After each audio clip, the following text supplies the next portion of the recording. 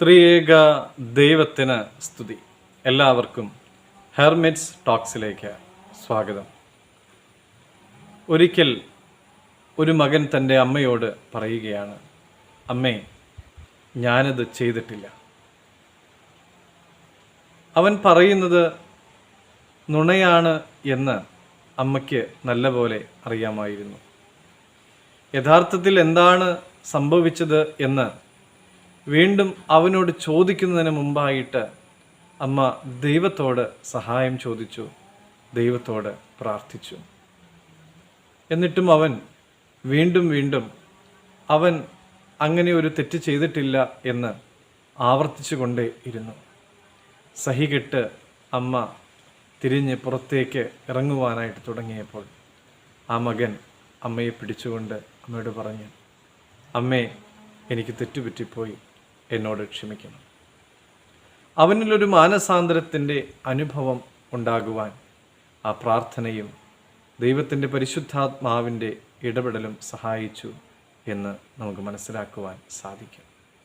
കർത്താവിൽ സ്നേഹമുള്ളവരെ, യോവേലിൻ്റെ പുസ്തകത്തിൽ ദൈവം തൻ്റെ ജനത്തെ അവരുടെ പാപങ്ങളിൽ നിന്ന് യഥാർത്ഥ മാനസാന്തരത്തിലേക്ക് മടങ്ങി വരുവാനായിട്ട് ക്ഷണിക്കുന്നത് നമുക്ക് കാണുവാനായിട്ട് സാധിക്കും.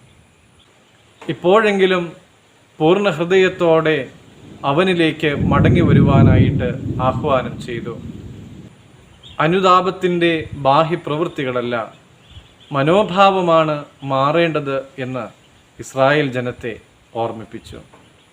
തെറ്റ് ഏറ്റുപറയുക എന്നുള്ളത് അത്ര എളുപ്പമല്ല. കാരണം പാപങ്ങൾ സമ്മതിക്കുവാൻ നമ്മുടെ അഹങ്കാരം നമ്മളെ അനുവദിക്കുന്നില്ല.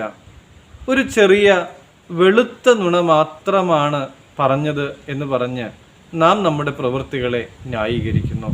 എന്നാൽ നമ്മുടെ പാപങ്ങളെ ഏറ്റുപറയുന്നു എങ്കിൽ അവൻ നമ്മുടെ പാപങ്ങളെ ക്ഷമിച്ച് സകല അനീതിയും പോക്കി നമ്മെ ശുദ്ധീകരിക്കുവാൻ തക്കവണ്ണം വിശ്വസ്തനും നീതിമാനുമാകുന്നു എന്ന് 1 യോഹന്നാൻ 1:9 നമ്മെ ഓർമ്മപ്പെടുത്തുന്നു. പ്രിയ സ്നേഹിതരെ, പാപവും ലജ്ജയും കൂടാതെ ജീവിക്കുവാൻ, നമ്മുടെ പാപങ്ങളൊക്കെയും ഏറ്റുപറഞ്ഞുപേക്ഷിച്ച് ജീവിക്കുവാനായിട്ടിടയാകട്ടെ. ദൈവം അനുഗ്രഹിക്കട്ടെ.